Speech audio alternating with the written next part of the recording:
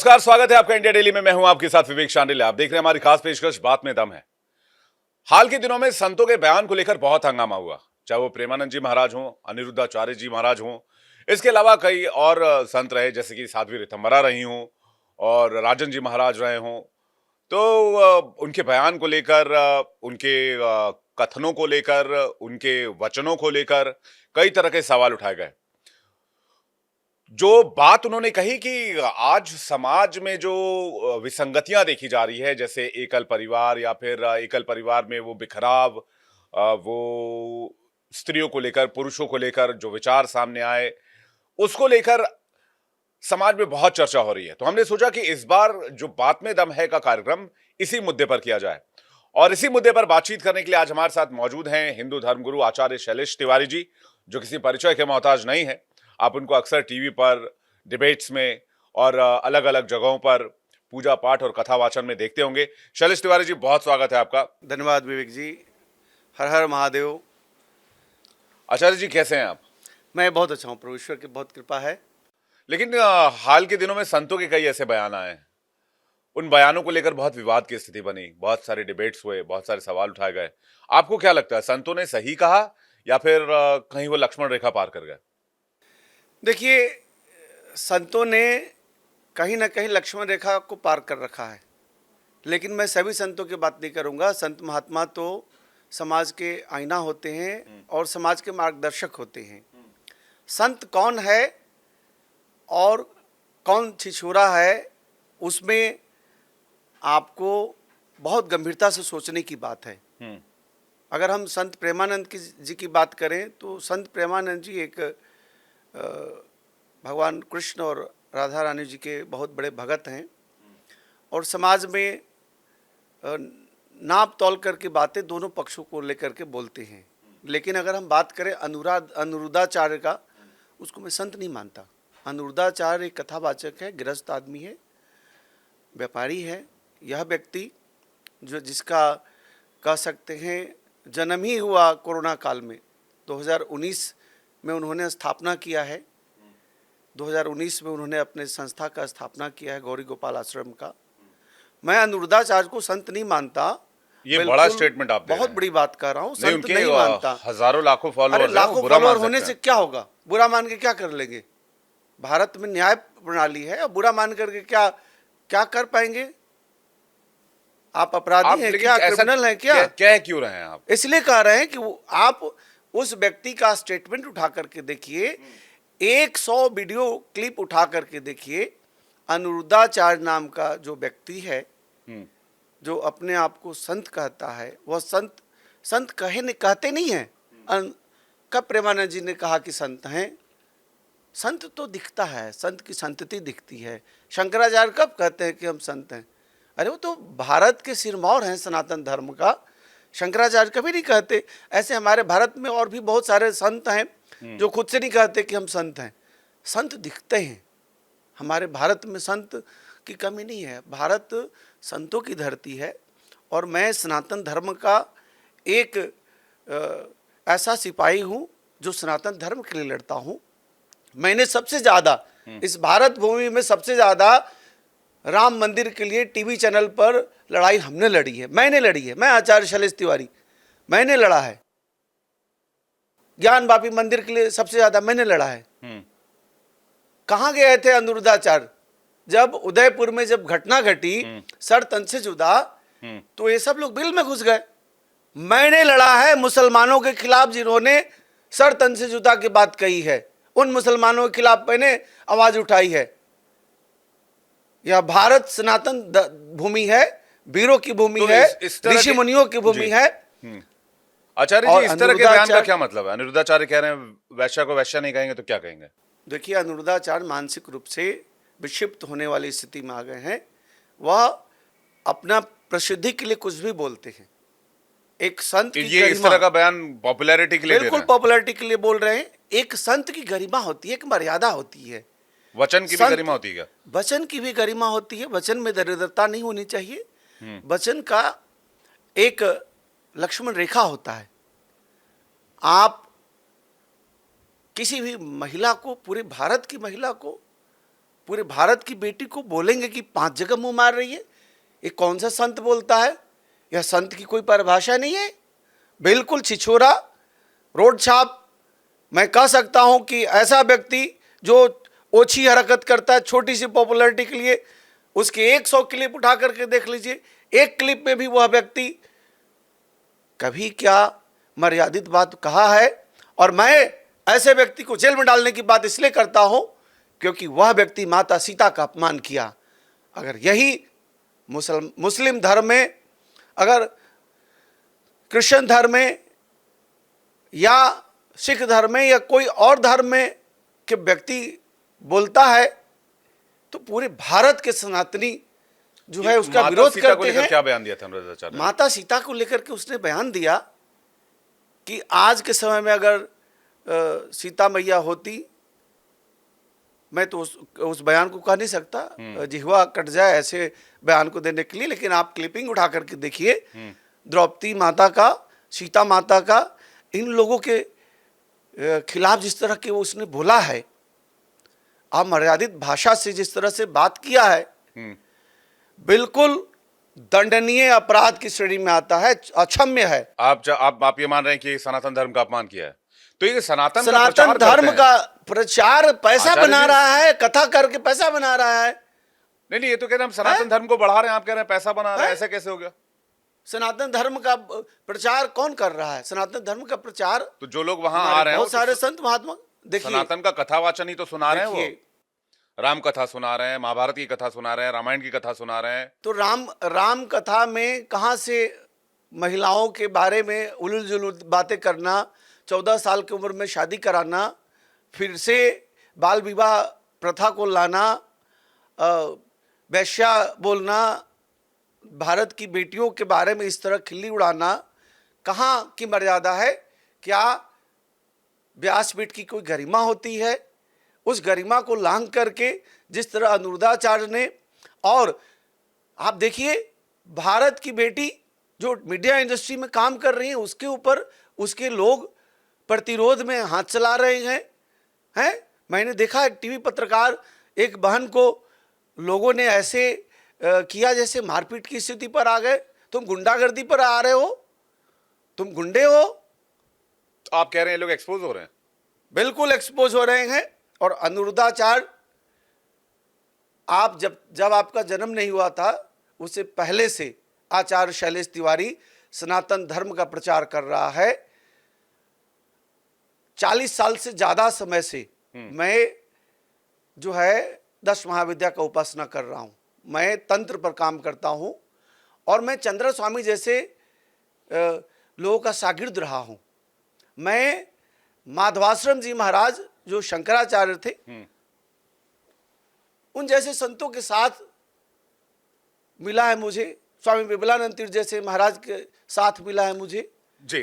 तो ये जो संत रहे, इन्होंने स्वामी प्रज्ञानंद जी महाराज जैसे संतों का साथ मिला है हम लोगों ने क्यों नहीं देखी? मतलब ये कभी इतने पॉपुलर क्यों नहीं हुआ? कौन?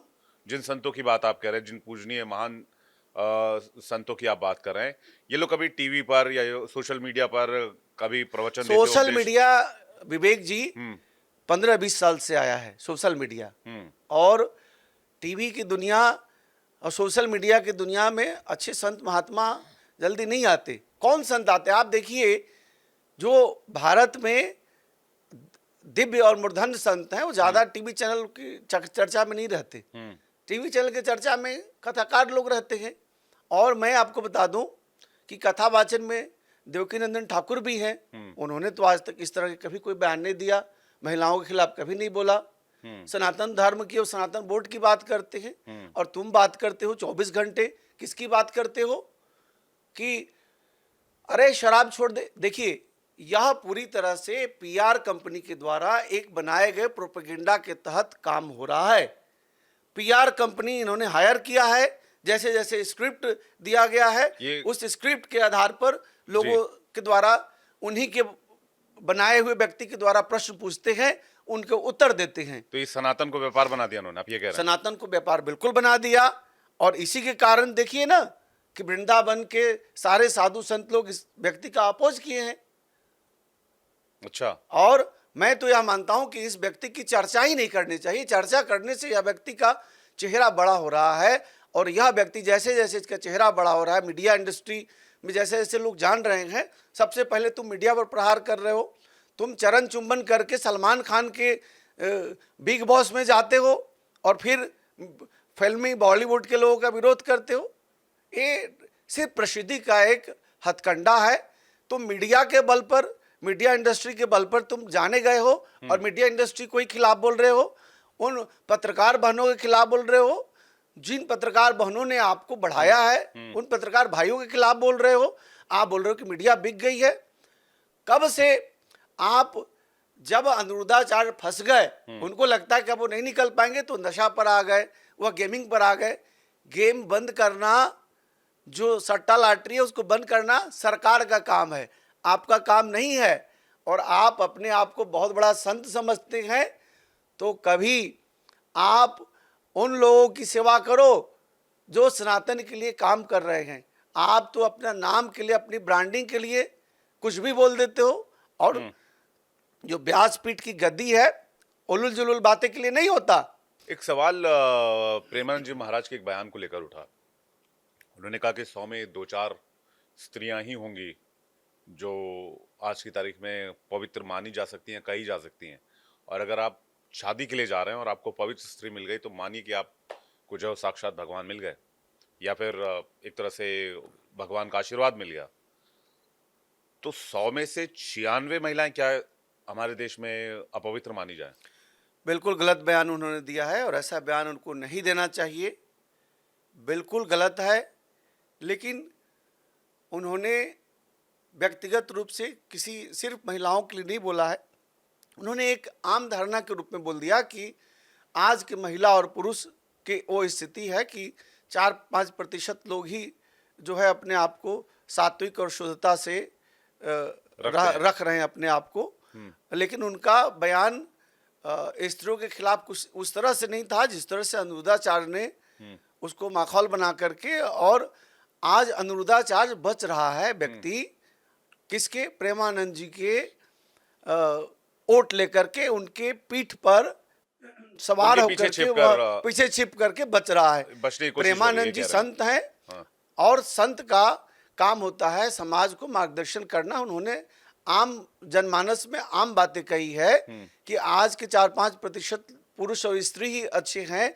इसका मतलब यह नहीं है कि सब बुरे हैं, इसका मतलब कि उन्होंने कहा है कि अच्छे हो, अच्छा हो जाइए। जबकि अनुरुद्धाचार्य ने जिस तरह कटाक्ष किया है और जिस तरह से कहा है कि आप देखिए विवेक जी, मैं बिहार से बिलोंग करता हूँ, पटना से बिलोंग करता हूँ। पटना से, सीतामढ़ी से, भोजपुर से, मुजफ्फरपुर से, और भोपाल से, रीवा से, कटनी से, इलाहाबाद, प्रयागराज से और गोरखपुर से, कहाँ से हमारी बेटी बहनें दिल्ली आती हैं और आ करके यहाँ कोचिंग में एडमिशन लेती हैं। 20 साल, 21 साल में, 22 साल में ग्रेजुएशन किया और 4 साल यहाँ लगा दिया तैयारी में।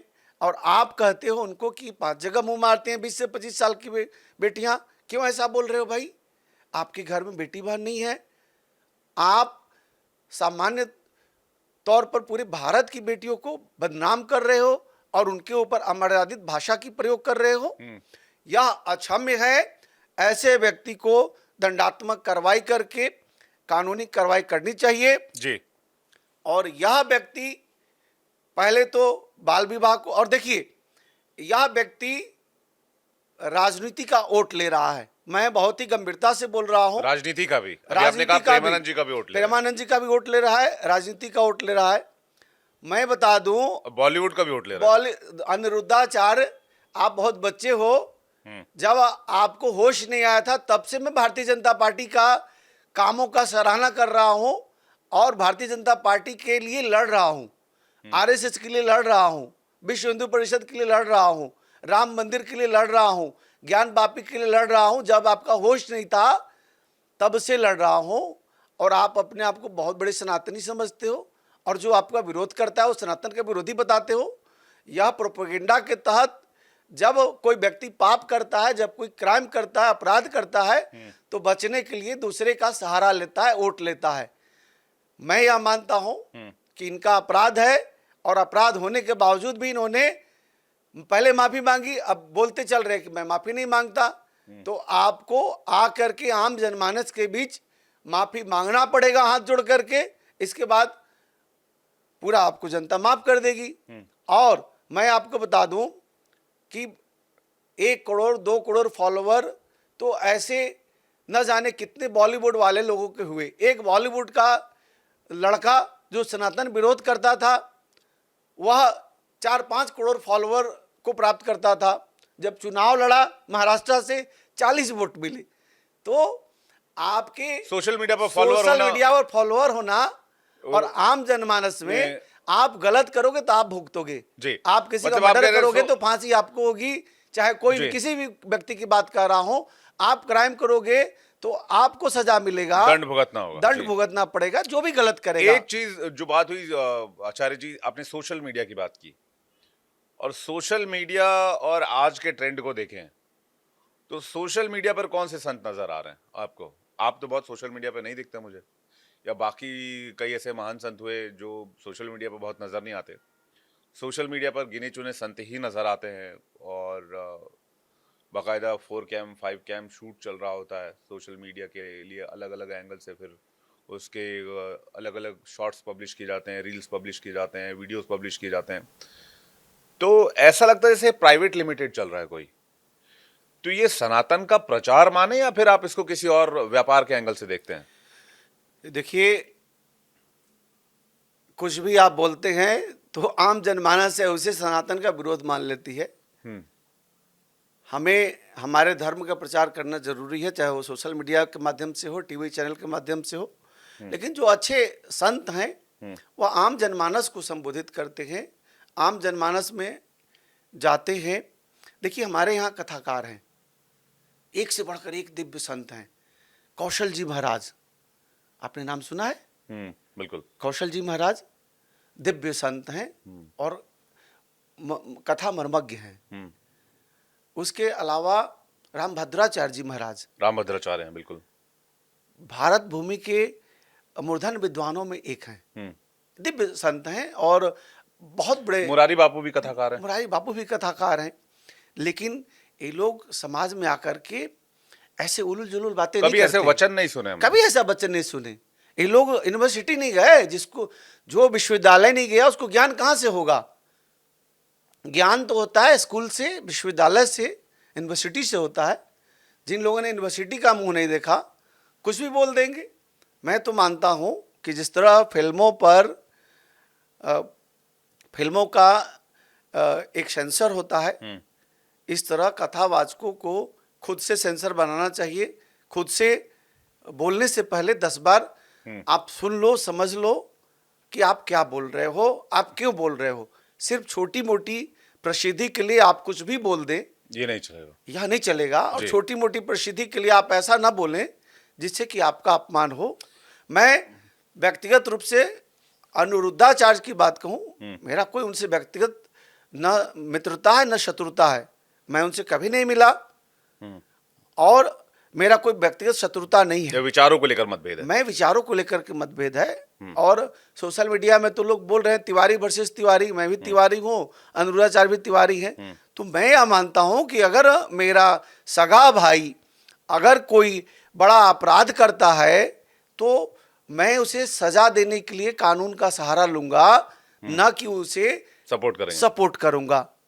महिलाओं का अस्मिता की बात है, हमारी उन बहन बेटियों की अस्मिता की बात है जो संघर्ष करके, जो अपनी माँ बाप की जमीन बेच करके दिल्ली में तैयारी कर रही हैं। जी, अब बात सनातन की हुई, बात संतों की हो रही है, बात सनातन की हो रही, तो क्या सनातन धर्म को वाकई कोई खतरा है इस देश में अगर सनातन धर्म की बात की जाए? जैसा कि कई संत कहते हैं, और इसमें ये भी कहते हैं कि भाई सनातन धर्म को निशाना बनाया जा रहा है। देखिए, सनातन धर्म को कोई खतरा नहीं है। सनातन धर्म को खतरा है, सनातन धर्म में जो सो कॉल्ड सेकुलर है उन्हीं से खतरा है। जो सेकुलर लोग हैं, जो अपने आप को हिंदू कहते हैं, उनसे ही सनातन को खतरा है। सनातन के खिलाफ बोलते हैं, सनातन के खिलाफ सुनते हैं, लेकिन वह कुछ नहीं करते सनातन के पक्ष में। जैसे मैं बहुत ही गंभीरता से बोल रहा हूं कि भारत की जितनी अभी विपक्षी पार्टियां हैं और विपक्षी पार्टी के नेता हैं, वह सनातन के खिलाफ बोलते हैं जबकि वो खुद सनातनी हैं। तो ऐसे लोगों से सनातन को खतरा है। बाकी सनातन का खतरा सनातनियों के जो सचमुच में कर्मधारी हैं उनसे खतरा नहीं है। और दूसरी बात, मैं बहुत ही गंभीरता से बोल रहा हूं कि आज भारत में जिस तरह से 35 और 40 वर्षों में विवाह की परंपरा को बना लिया है लोगों ने, और 35 साल की शादी के बाद आईवीएफ की तरफ जा रहे हैं, सरोगेसी की तरफ जा रहे हैं, इससे हिंदुओं की जनसंख्या घटेगी और आने वाला समय दुखदाई होगा। जब हिंदुओं की जनसंख्या घटेगी तो कहीं ना कहीं भारत में जिस तरह से मुस्लिम समुदाय की जनसंख्या बढ़ रही है और हमारे भारत में जनसंख्या का कानून उस तरह के नहीं आ रहा है कि हम दो हमारे दो तो सबके दो, किसी के 4 किसी के 10 किसी के 20, ऐसा नहीं होना चाहिए। और इस चीज से सनातन को खतरा है कि आने वाले 30-35 सालों में ऐसा ना हो कि हिंदू कम हो जाएं और भारत में कहने के लिए भी कोई प्रधानमंत्री हिंदू न बन पाए। आप जनसंख्या जिहाद की बात कर रहे हैं? बिल्कुल जनसंख्या जिहाद की बात कर रहे हैं, लैंड जिहाद की बात कर रहे हैं। आप देखिए कहीं रोड पर चादर डाल करके मजार बना दे रहे हैं लोग और जमीन हड़प ले रहे हैं। दूसरी बात, किसी मोहल्ले में अगर 100 हिंदू है और 1 मुसलमान है तो 1 मुसलमान को रहने में कोई दिक्कत नहीं है, वह शांति से मौज से रहेगा। लेकिन ठीक उसी प्रकार 100 मुसलमानों के मोहल्ले में गली में 1 हिंदू नहीं रह सकता, उसे भागना पड़ेगा। तो आज जरूरत है, सनातन को कष्ट कहाँ है? भारत में जिस तरह से बांग्लादेश के लोग घुसपैठ कर रहे हैं, जिस तरह से आप देखिए पश्चिम बंगाल में हिंदुओं का विरोध हो रहा है और वहाँ की सरकार मौन बैठी रहती है, तो वहाँ सनातन का दिक्कत है। और भारत में असम को देखिए, पश्चिम बंगाल को देखिए, बिहार का सीमांचल इलाका, वहाँ का डेमोग्राफिक चेंज जो जिस तरह से हो रहा है तेजी से, उससे सनातन को दिक्कत है, उस पर हमें ध्यान देने की जरूरत है। लेकिन फिर एनआरसी की बात क्यों नहीं होती है?